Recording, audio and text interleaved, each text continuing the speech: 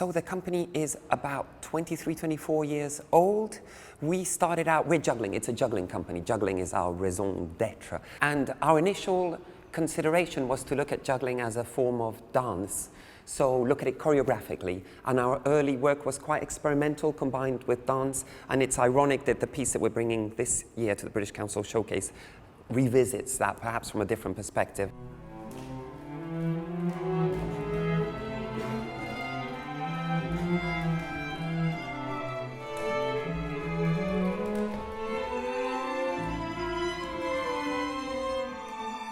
Both ballet and juggling work in time and space. So our initial thought was to put them together. As we advanced, more complicated issues came out. One of the things that really intrigues me is ballet has a sense of classicism and a sense of beauty. There's a right and a wrong. And juggling doesn't have that. And I was intrigued to imagine that in juggling. Go, this is the correct way of juggling 5 balls. This is the correct way of doing a 4-ball fountain.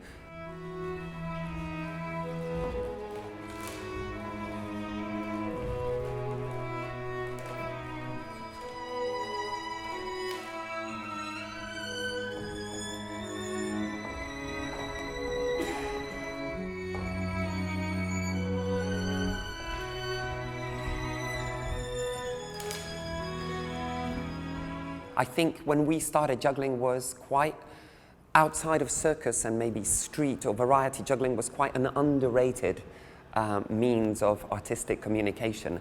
And over the last 20 years, that's changed a lot. I think a lot can still change, but I suppose one of our unconscious missions was to give juggling more of a platform to say, well, juggling can be used in many, many different ways.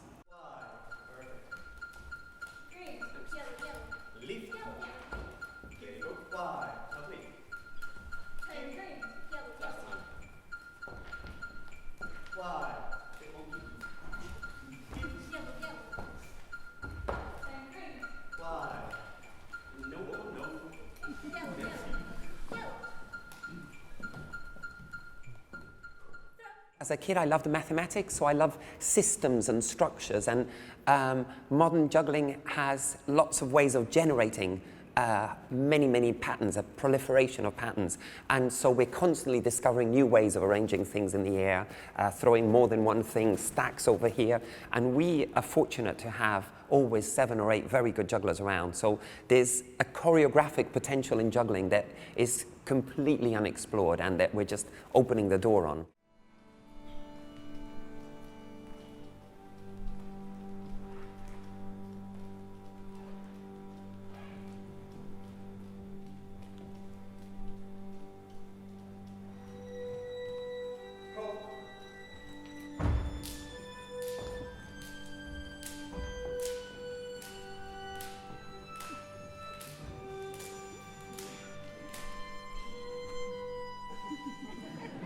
This one was really particular in how we worked, in that I naively originally assumed I could do it, just me, and then somebody suggested it would be good to have somebody to translate into ballet terminology. And this wonderful choreographer called Ludovic Ondiviela came to help. And in fact, I realized that there was no way I had the knowledge to do it. And then he was a vital part. And a lot of his ideas seeped into the piece. There was a system, a way of deciphering everything. There was a code, a way of reading, a way of unlocking the puzzles, of travelling through the mazes.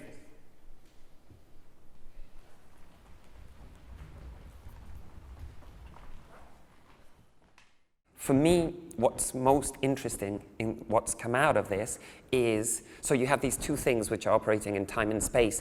Occasionally, you project through one art form and you get the trace on the other.